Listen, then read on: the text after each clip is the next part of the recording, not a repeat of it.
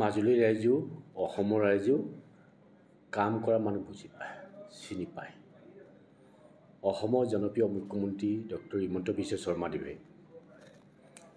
যিধৰণে অসমখনক আৰু মাজুলীক যিধৰণে পৰিৱৰ্তন কৰি আনিলে, মাজুলীৰ ক্ষেত্ৰতে চাওক, কোনো কল্পনা কৰা নাছিলে মাজুলীত যে জিলা হ'ব।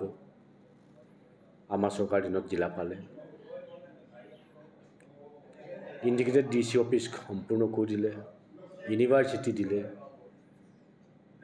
মডেল কলেজ দিলে, পলিটেকনিক কলেজ দিলে। যি মাজুলী ৰাইজে বিচাৰিছিলে সকলোকে দিয়া হ'ল।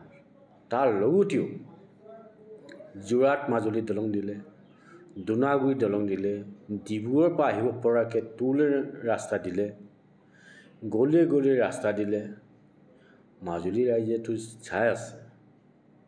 সেয়ে মই মাজুলী ৰাইজক মই ধন্যবাদ দিব বিচাৰোঁ যে কাম কৰা মানুহ চিনি পোৱাৰ কাৰণে।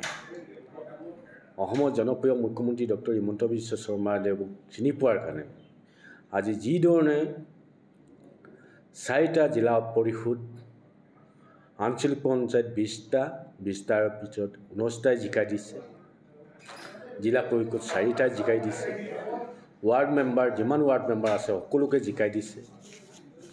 আজি সেয়ে মই আকৌ মাজুলী ৰাইজক ধন্যবাদ দি, আৰু আপোনালোকে নিজে দেখিছে যোৰহাট MP জনে এই MP সময়ত যেতিয়া MP হ'বৰ কাৰণে বহুত বিক্ষাপ মাগিবলৈ আহিছিল।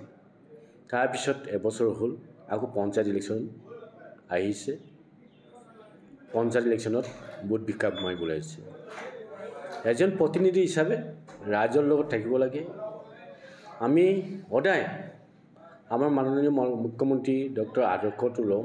আমাৰ মাননীয় মুখ্যমন্ত্ৰী ডাঙৰীয়াই যেনেকৈ জনসাধাৰণৰ লগত সোমাই থাকে, আমিও আপোনালোকে নিশ্চয় দেখিছে মাজুলীতে মই ৰাইজৰ লগত আমি সোমাই থাকোঁ। সেয়ে আজি মাজুলী ৰাইজে সকলো জিলা পৰিষদ, আঞ্চলিক পঞ্চায়ত, ৱাৰ্ড মেম্বাৰ জিকাই দিয়াৰ কাৰণে মই আকৌ ধন্যবাদ জনাইছোঁ। নাই, আপোনাক যে কৈছোঁ গৌৰৱ, এইটো মেজিক বুলি ক'ব নোৱাৰে।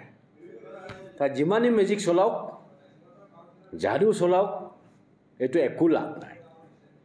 এতিয়া এটা সময়ত মই আপোনালোকক এটাই মই কৈছোঁ, আমাৰ মাননীয় মুখ্যমন্ত্ৰী ডক্টৰ হিমন্ত বিশ্ব শৰ্মা যিদিনলৈকে জীয়াই থাকে, যেতিয়ালৈকে পলিটিক্স কৰে, কোনো পলিটিক্স তেখেতৰ লগত তিষ্ঠিব নোৱাৰে আৰু তেখেতৰ নিচিনাকৈ কাম কৰিব পৰা এজন যোগ্য প্ৰাৰ্থী নোলায়।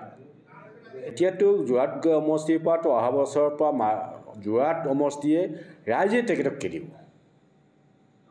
আপোনালোকক মই আজি কৈছোঁ, যোৰহাট ৰাইজৰ মানুহে তেখেতক গৌৰৱ ডাঙৰীয়াক খেদিলে লণ্ডনত বা নতু পাকিস্তানত থাকিবগৈ লাগিব।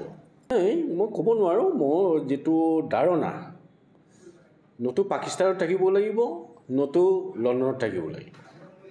সেই দুটা জেগাত থাকিব লাগিব। তাতো থাকিব, কৈছোঁৱে মই, তাতো থাকিব পাৰে। কাৰণ ইয়াততো এতিয়াতো যোৰহাট সমষ্টিটো থাকিব নোৱাৰে।